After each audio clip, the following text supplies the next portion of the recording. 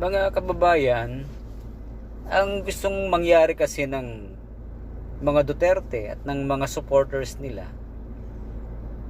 ang unity nila kay Presidente BBM ay mananatili kung sila ay kukonsintihin ng ating presidente. Gaya ni Kibuloy, kinonsinti ni Digong.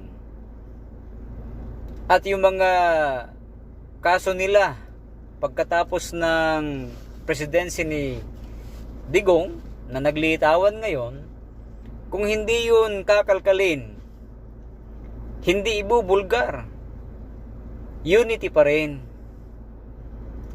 Kaya ang kanilang pagiging united sa presidente ay kung sila ay kukonsintihin lang. Mali!